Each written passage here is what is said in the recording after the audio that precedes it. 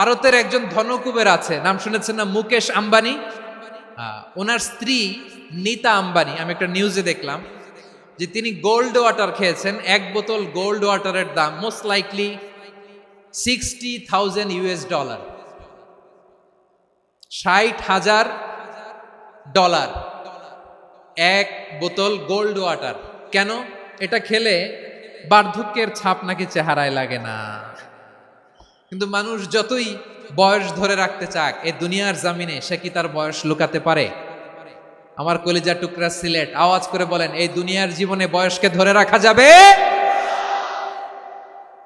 আপনি অমর হবেন জান্নাতে, চির সুস্থ হবেন জান্নাতে। আপনি যদি চির যৌবন থাকতে চান, চির যুবক, এটা পাবেন জান্নাতে। সুবহানাল্লাহ বলেন। ওই জান্নাতে আপনি যেতে চান তো? চান?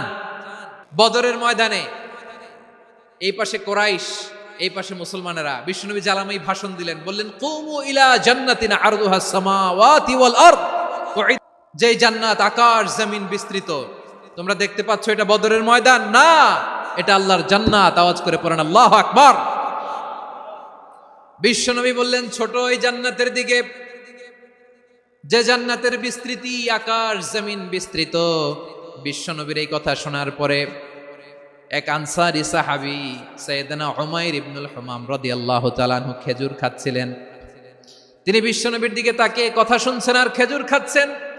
যখন বিশ্বনবী বললেন জান্নাতের দিকে ছোট, যে জান্নাত আকাশ জমিন বিস্তৃত, বিশ্বনবীর কথা শোনা মাত্র সাইয়েদনা উমাইর ইবনুল হুমাম বললেন বাহ বাহ। কি বললেন? বাহ বাহ, মানে চমৎকার, মাশাআল্লাহ, চমৎকার।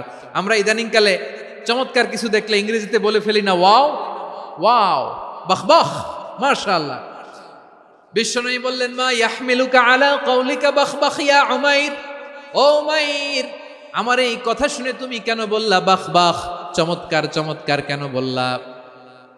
সাইয়েদনা উমাইর ইবনে হুমাম রাদিয়াল্লাহু তাআলা আনহু বললেন ইয়া রাসূলুল্লাহ, আপনার এই কথা শুনে আমি বড্ড খুশি হয়েছি, আর আমি প্রত্যাশা করছি আমি যদি ওই জান্নাতের মালিক হতে পারি তাহলে কতই না ভালো হতো। সুবহানাল্লাহ বলেন। বিশ্বনবী বললেন ছোট এই জান্নাতের দিকে, যে জান্নাত আকাশ জমিন বিস্তৃত।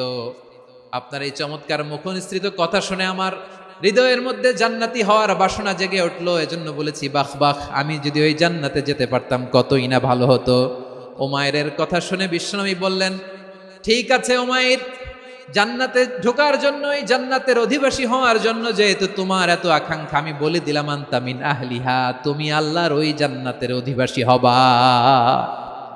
যাও উমাইর, তুমি ওই জান্নাতের অধিবাসী, ওই জান্নাতে তুমি ঢুকবা, তুমি জান্নাতি। তার মানে সহজ কথায় তুমি জান্নাতি। সুবহানাল্লাহ বলেন। যখনই বিশ্বনবী বললেন জান্নাতি, সাইয়েদনা উমাইর রাদিয়াল্লাহু তাআলা আনহু খেজুর খাচ্ছিলেন আর মনে মনে ভাবে বিশ্বনবী যখন ওয়ারেন্টি দিয়েছে, বিশ্বনবী যখন গ্যারান্টি দিয়েছে আমি জান্নাতে যাব, তাহলে হাতে তো এখনো 3টা খেজুর বাকি।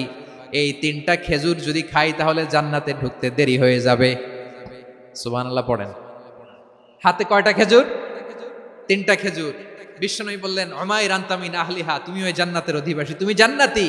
উমাইর চিন্তা করলেন আমি জান্নাতি, নবীর মুখ দিয়ে যখন বেরোইছে ওই জান্নাতে তো আমার ঢুকতেই হবে, কিন্তু হাতে 3টা খেজুর খেয়ে যদি জিহাদের ময়দানে যায় তাহলে জান্নাতে যেতে তো দেরি হয়ে যাবে। এই চিন্তা আসা মাত্রই খেজুর 3টাকে তিনি ছুঁড়ে মারলেন, তলোয়ার বের করে আল্লাহু আকবার বলে বদরের ময়দানে ঝাঁপিয়ে পড়লেন। আল্লাহর শত্রুদেরকে কচুকাটা করে এক পর্যায়ে শাহাদাতের সুধা পেয়ে নিজেও জান্নাতি হয়ে গেলেন। পড়েন সুবহানাল্লাহ। প্রিয় ভাইরা, সূরাতুল আহজাবের 45 এবং 46 নম্বর আয়াত আমি তেলাওয়াত করেছি, যেখানে আল্লাহ তাআলা বিশ্বনবীর 5টি বৈশিষ্ট্যের কথা বলেছেন। কয়টি? সবাই বলুন আওয়াজ করে, কয়টি?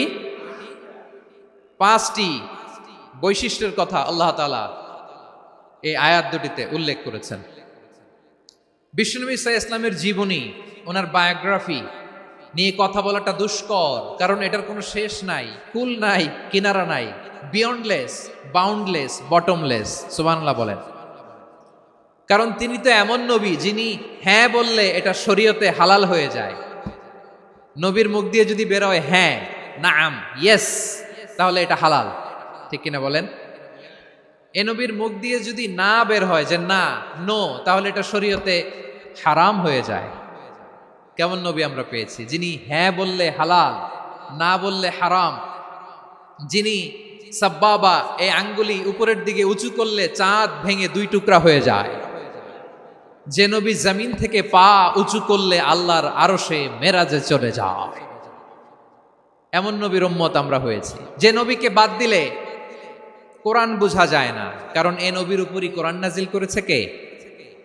এ নবীকে বাদ দিলে হাদিস বোঝা যায় না, কারণ হাদিস তো এ নবীর মুখনিসৃত পবিত্র বাণী। সুবহানাল্লাহ পড়েন। এ নবীকে বাদ দিলে জান্নাত চিনা যায় না, কারণ জান্নাত তিনি চাক্ষুষ দেখে এসে আমাদেরকে মেরাজ শেষে বর্ণনা করে শুনিয়েছেন। এ নবীকে বাদ দিলে জাহান্নাম চেনা যায় না, এ নবীকে বাদ দিলে আমার রবকে চেনা যায় না। ঠিক কিনা বলেন? তো বিশ্বনবীর 5টি বৈশিষ্ট্যের কথা আল্লাহ তাআলা এই সূরাতে উল্লেখ করেছেন। আল্লাহ রাসূল সাল্লাল্লাহু আলাইহি ওয়াসাল্লাম যখন মক্কাতে দাওয়াত দিচ্ছিলেন, মক্কার কুরাইশরা নানাভাবে বিষ্ণু ঈসা ইসলামকে কষ্ট দিচ্ছিল, নানাভাবে ট্যাগিং করছিল, মিথ্যা অপবাদ দিচ্ছিল। কখনো কখনো তারা বিশ্বনবীকে বলছিল মিথ্যাবাদী, কাযযাব। কখনো বলছিল যে তুমি হচ্ছে জাদুকর, সাহের। কখনো বলেছে শায়ের, মুহাম্মদ তুমি কবি। কখনো বলেছে কাহেন, মুহাম্মদ তুমি গণক।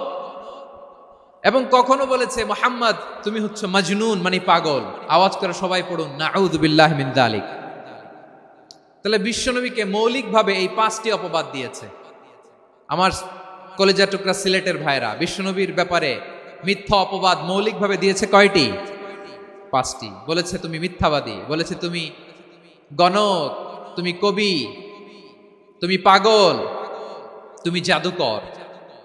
বিশ্বনবীকে যে এই 5টি অপবাদ দেয়া হলো, আল্লাহ তাআলা এটা সহ্য করেননি। এই 5টি অপবাদের বিপরীতে আল্লাহ তাআলা বিশ্বনবীর 5টি চমৎকার বৈশিষ্ট্য উল্লেখ করে সূরাতুল আহজাবের 2টি আয়াত নাজিল করেছেন। আওয়াজ করে পড়েন আল্লাহু আকবার।